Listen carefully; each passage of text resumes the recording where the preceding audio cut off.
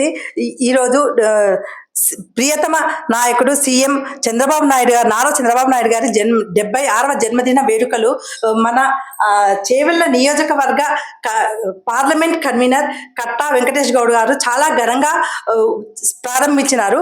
అది కూడా bike rally అనమాట. సో ఏ విధంగా ఆయన ప్రారంభించినారు, ఏ విధంగా వేడుకలు చేసుకున్నారు, ఎంతమంది పాల్గొన్నారు మనం తెలుసుకోవడానికి వచ్చినాం. నమస్కారం వెంకటేష్ గౌడ్. నమస్తే మేడం. చెప్పండి సార్.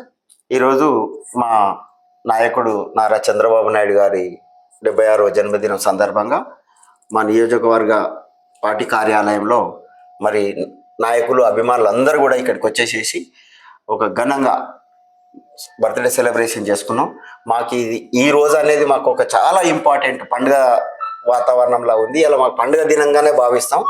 ఎందుకనంటే నారా చంద్రబాబు నాయుడు ఒక విజన్ ఉన్న నాయకుడు.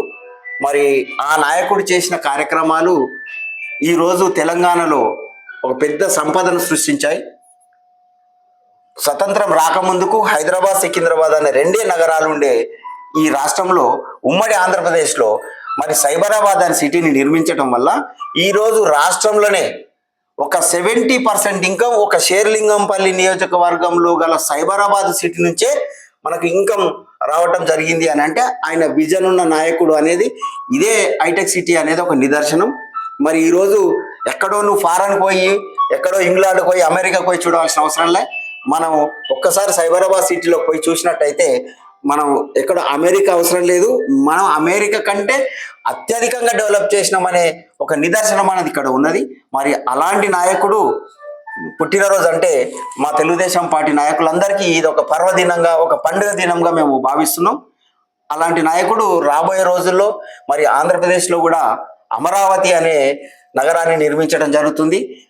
అంతేకాదు మరి ముఖ్యంగా మోదీ ప్రభుత్వానికి కానీ, ఎన్డీఏ ప్రభుత్వానికి కానీ మేము ప్రత్యేక ధన్యవాదాలు తెలుపుకుంటున్నాం.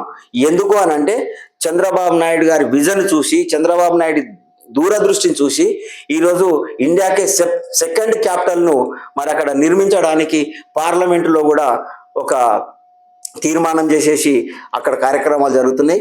మరి ఈ రెండింటిని కలుపుకొని అమరావతి ప్రపంచంలోనే ఒక సుందరమైన నగరంగా తీర్చిదిద్దే అవకాశం మా నాయకుడికి రావటం మరి తెలుగు ప్రజలందరికీ కూడా ఒక పండుగ వాతావరణంగా మేము భావిస్తూ, మా నాయకుడు నిండు నూరేళ్ళు ఆయురారోగ్యాలతో మంచి కార్యక్రమాలు చేస్తూ ఈ తెలుగు ప్రజలందరికీ కూడా మంచి మార్గదర్శిగా ఉండాలని చెప్పేసి ఆ భగవంతుడు మంచి ఆయురారోగ్యాన్ని ఇవ్వాలని చెప్పేసి కోరుకుంటున్నాం.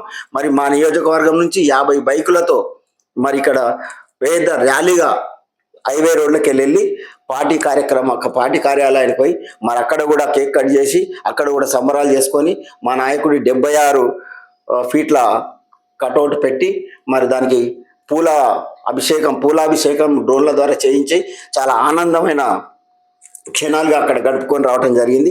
మరి ఈ కార్యక్రమానికి సహకరించిన షేర్లింగంపల్లి నియోజకవర్గ మా నాయకులకు, మా కార్యకర్తలందరికీ కూడా ధన్యవాదాలు తెలియజేసుకుంటున్నాం.